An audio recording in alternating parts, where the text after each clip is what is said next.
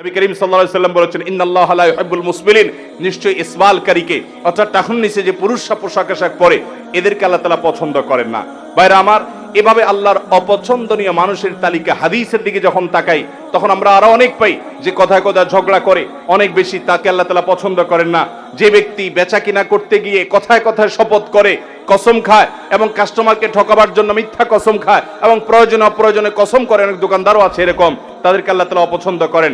ঠিক একইভাবে যে ব্যক্তি গরিব হয়ে আবার অহংকার করে আল্লাহ তাআলা তাদেরকে অপছন্দ করেন। যে ব্যক্তি ধনী হয়ে জুলুম করেন তাদেরকে আল্লাহ তাআলা অপছন্দ করেন। যে ব্যক্তি দুনিয়াটা খুব ভালো বুঝে আখিরাতের কিছুই বুঝে না, এই মার্কালা মানুষ আমাদের সমাজে এখন ভরা, এরা আল্লাহর অপছন্দনীয় মানুষের তালিকায় আছে।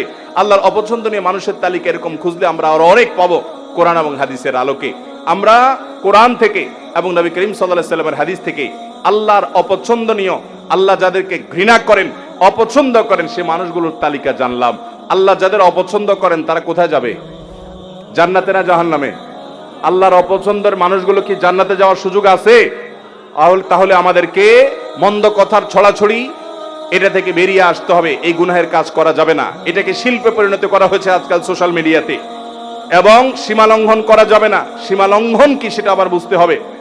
হারাম, হারামকে যদি কেউ ওভারটেক করে যায় সেটা সীমা লঙ্ঘন। আল্লাহ যা বলেন নাই সেটাও যে বলে সে সীমা লঙ্ঘন করে। ঠিক একইভাবে কোনো খেয়ানত করা যাবে না, আমানতের খেয়ানত করা যাবে না, আমানত রক্ষা করতে হবে। পাপিষ্ঠদের আল্লাহ তাআলা অপছন্দ করেন। জুলুম করা যাবে না, জালিমদের আল্লাহ অপছন্দ করেন। অহংকার করা যাবে না, তাদেরকে আল্লাহ অপছন্দ করেন। ফাসাদ সৃষ্টি করা যাবে না, তাদেরকে আল্লাহ অপছন্দ করেন। অহমিকাবশত সত্য অস্বীকার করা যাবে না, তাদেরকে আল্লাহ অপছন্দ করেন। এবং দুনিয়ার মোহে আচ্ছন্ন হয়ে এটার জন্য পাগল পরা হওয়া যাবে না। আল্লাহ তাআলা এরকম দুনিয়া পাগল মানুষগুলোকে অপছন্দ করেন।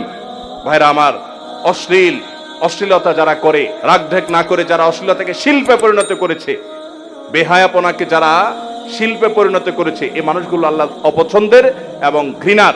আল্লাহ তাআলা আমাদেরকে আল্লাহর অপছন্দের সকল তালিকায় যত মানুষ আছে আল্লাহ তাআলা সে সমস্ত বদভ্যাসওয়ালা মানুষগুলো থেকে আল্লাহ তাআলা আমাদেরকে বেরিয়ে আসার তৌফিক দান করুন। সবাই এই সমস্ত বদভ্যাসগুলো ছাড়বো তো ইনশাআল্লাহ।